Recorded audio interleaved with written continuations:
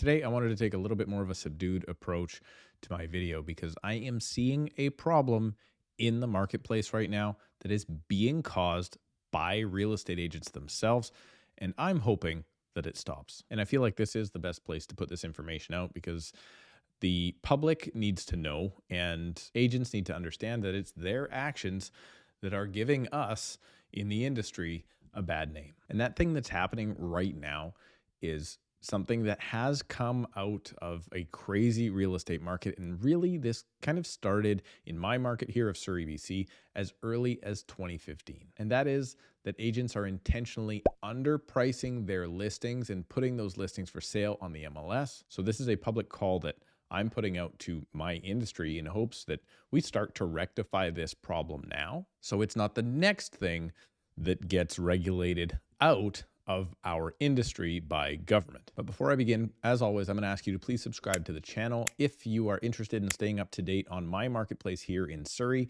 or the Fraser Valley, which covers North Delta all the way to Mission, BC. And please go ahead and give this video a click of the like button if you too would like to get this message out to more people and specifically more real estate agents. So hopefully, in my opinion, they stop doing this and misleading the public. And of course, if you yourself need personalized real estate advice here in my marketplace, you can go ahead and book a call with me anytime you like at a time that works best for you by using the link in the description below this video and all of my videos. So thank you for the like and subscribe. And now on to the topic that is a little sensitive: underpricing real estate for sale on the open market. So here is the breakdown and the strategy of underpricing. It can be, in some markets, a very good thing for the seller. What the idea is that you bring your property to market, you make it the most attractive thing on the market, knowing full well that you will drive multiple offers, and there's a very good chance that you can expect more in the offers that you get in because of the amount of offers. So in other words, you will sell for more because of the kind of false frenzy that you have created. But I want to go over initially how we got here and how the problems today are worse than the problems that were when this all started. So in order to do that, we need to go back in my market to about 2015 or 2016. And that was the first real surging wave of real estate increases in pricing that I had seen in my career. And that had happened, like I said, 2015, 16, 17 in some spots, 18 and 19 kind of calmed down.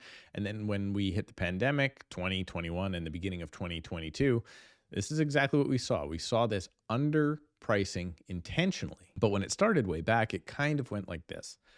You would list a property that you maybe thought was worth $1 million, let's say, and you would list that property at $999,000 because if you're expecting it to sell for $1 million, that's extremely reasonable. But then the market, well, it really started to pick up and you would start seeing 3, 4, 5, sometimes even 10 or 15 offers on that property. Many of those offers were for under asking, at the asking price, and some of them were over the asking price. But when you got enough offers on the table, that property might sell for, I don't know, let's call it $1.1 million. But now that's only one sale, and you don't really have an accurate measure on the market to find out if indeed that was just a frenzy on a single listing, or in fact, if that is the new market value. So usually when the next property on the street went up for sale, you probably would not list it at 1.1 million because you don't know if that was real value. You also wouldn't list it at $999 anymore because that's obviously undervalue. So often people would meet right in the middle, and let's say the next listing on that street lists for 1.049 million. And then if the frenzy did indeed continue, that property might sell for more than the last one at 1.1, maybe 1.1, maybe 1.125, who knows what the number is.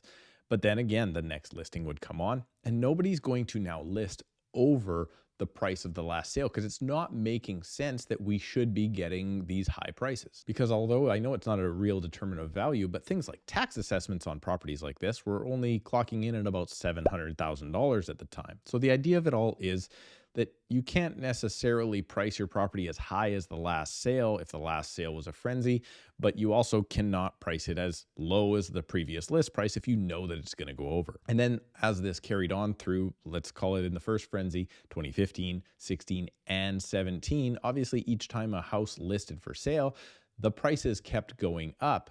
The list prices kept going up, but also the amounts over asking did the exact same thing. And I want to be clear, I don't think that is a bad thing. I want to say that the seller should be able to sell for as much money as they possibly can, and this is a very good strategy in order for them to do so. But that is not what I'm talking about needs to stop right now. Obviously, right now, we are not in a marketplace that is seeing massive increases in prices. However, it has turned around at the beginning of 2023, and we are no longer seeing decreases. And what's going on now in this market is something completely different. And I'm going to give you a few examples, rough examples. I don't want to get myself in trouble here by using any particular addresses. But here in my market of Surrey, recently, I've seen that the property tax assessments that come in from the government every single year, well, they're more accurate than they have ever been in my career. Now, that's probably a discussion for another video because, again, they're not accurate and should not be used for sale, but they are some sort of a guideline that we can reference when looking at values. And let's say right now, that same house is, I don't know, let's call it valued at $1.4 million on the BC eValue website. And then that property comes to the market, but I'm not going to tell you the list price yet. That property does come to the market. My buyers are interested in that property. I take them to the property, and I now have time to do an evaluation to see what that property should actually sell for now, today, on the market, even after the market has declined. And for example, maybe that $1.4 million tax assessed home today is going to sell for between $1.3 and $1.4 million, depending on size, age, and renovations. But here's the problem, and here's why my clients phoned me to go see the house. Those houses are being listed at numbers like $999,000. So what it's doing is it's misleading consumers to think that that is at all a realistic number. In previous run-ups, under listing, sure, it happened by a little bit. And a little bit might even be, I don't know, $50,000 in my market. But right now, we are starting to see listings come to the market $300,000 and $400,000 at least. There was one in Coquitlam that I heard about just last week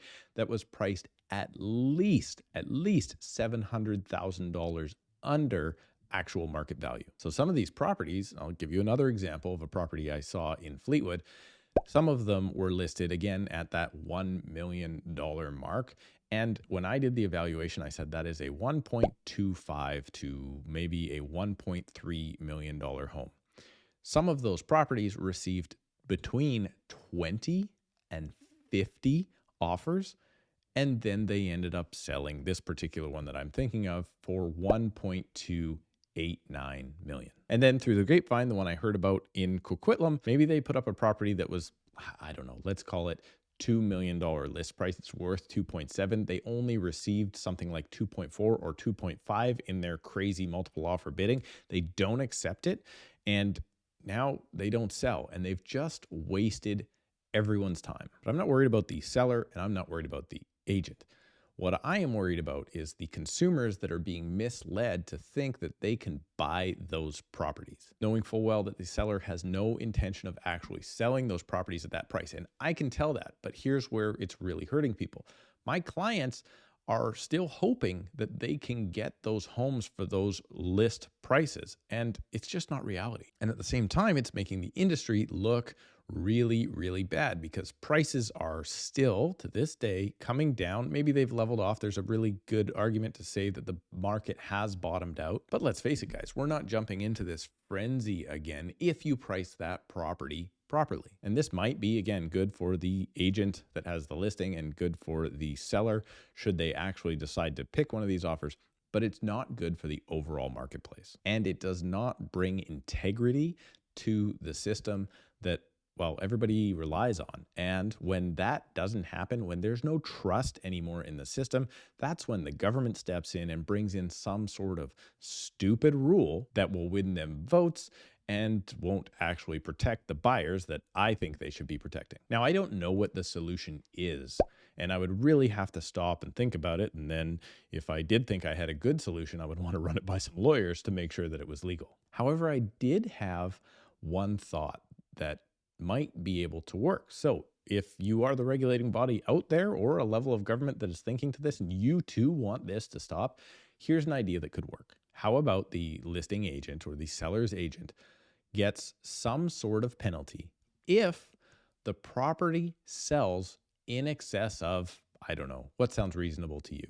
105% of the asking price. So in other words, if you were so bad at your job that you underpriced that home by so much, maybe there should be some sort of a fine or penalty handed out by the real estate board or the regulating body to try and curb this behavior. Or better yet, maybe there should be some sort of rules of cooperation that the listing brokerage may not be able to collect any commissions on the amount over the asking price, because that would be incentive for the listing agents to get their price right and be open and honest with the buyers about what these sellers are actually expecting when it comes time to selling their home and accepting a price. And I'm going to wrap this up by saying, I don't even know if this suggestion is legal, so don't shoot the messenger here. I'm just saying this is a problem in our industry, and I think we as professionals need to get it fixed before it's fixed for us, because the people in charge of fixing the problems for our industry have done a terrible job so far of picking the rules that are supposed to fix the industry. Like, for instance, the